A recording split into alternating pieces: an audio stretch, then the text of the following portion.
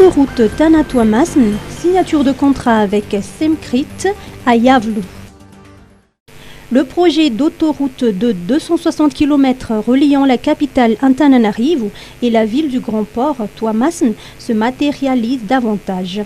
Le contrat de chantier conclu entre le gouvernement malgache et le géant du BTP égyptien Semkrit pour la concrétisation de ce projet a été signé aujourd'hui au Palais d'Yavlu en présence du président de la République Andry Rajoelina.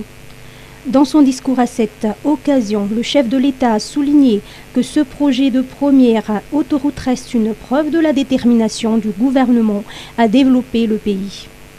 Des détails dans ces propos du président de la République, Andry Rajoelina. La présente cérémonie représente un jalon essentiel dans la concrétisation d'un volet important du plan Émergence Madagascar, correspondant au VEDRA numéro 11, à savoir la modernisation du pays à travers la réflexion et la construction de nos infrastructures de liaison afin de désenclaver nos territoires et aussi interconnecter nos vies.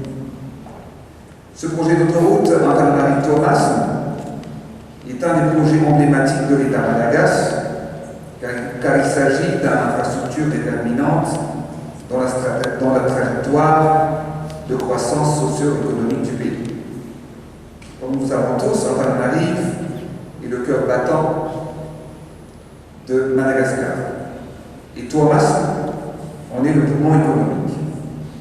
C'est vers Tuamasn que convergent les routes et les voies ferrées du pays, transportant nos minerais, des produits transformés, des produits pour l'exportation et pour de l'importation également, des produits halieutiques et beaucoup d'autres.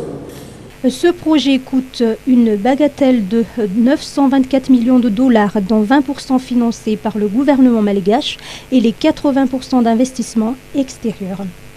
D'après les précisions apportées par le ministre des Travaux publics, Jerry Achefnjazan.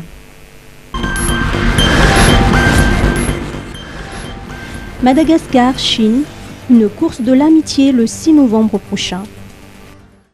À l'occasion du 50e anniversaire de l'établissement des relations diplomatiques entre Madagascar et la Chine, une course de l'amitié se tiendra le 6 novembre prochain. Des précisions ont été apportées ce matin au cours d'une conférence de presse à Beourirk. Nous sommes membres du bureau exécutif de l'association chinoise de Tananarive.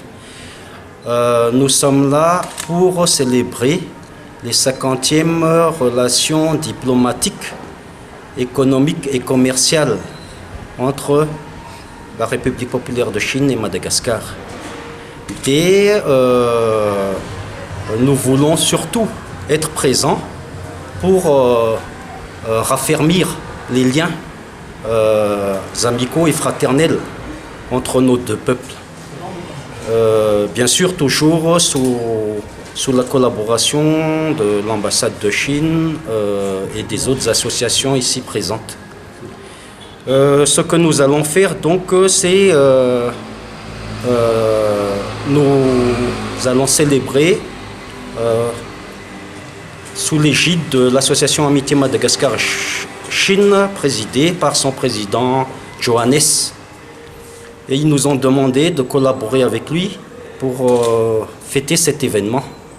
Entre autres, comme notre vice-président vient de le dire, c'est une course de l'amitié et un match de football, stade Barea, dans l'après-midi du dimanche.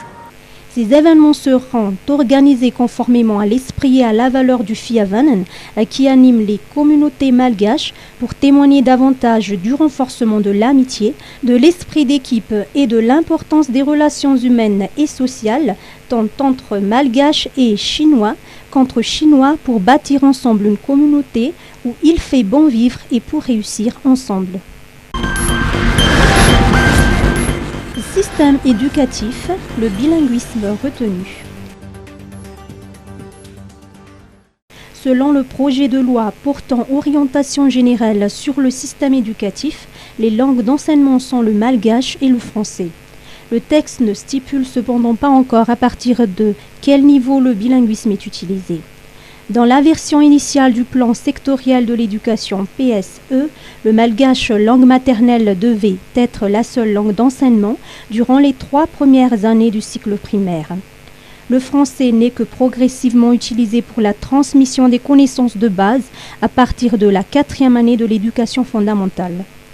Le projet de loi en cours d'examen à l'Assemblée nationale prévoit par ailleurs que d'autres langues interviennent comme discipline d'enseignement dans les établissements scolaires et universitaires.